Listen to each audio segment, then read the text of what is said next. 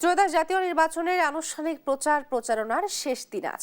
এরই অংশ হিসাবে কিছুক্ষণের মধ্যে বিএনপি চেয়ারম্যান তারেক রহমান অংশ নেবেন রাজধানীর বনানী মাঠের জনসভায়।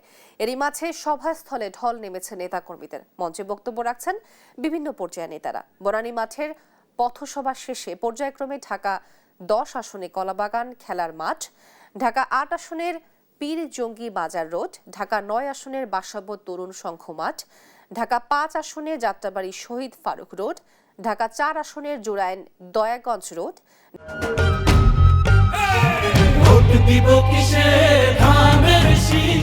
ঢাকা 6 আসনের ধূপখোলা মাঠ এবং ঢাকা 7 আসনের লালবাগ বালুর মাঠে নির্বাচনী পথসভায় অংশ নেবেন তারেক রহমান।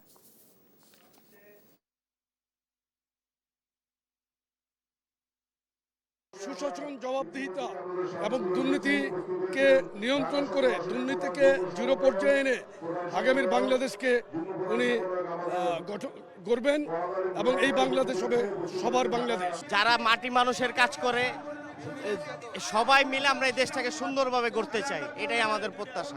তারেক রহমান সর্বোচ্চ ভোটে বিজয় হবে।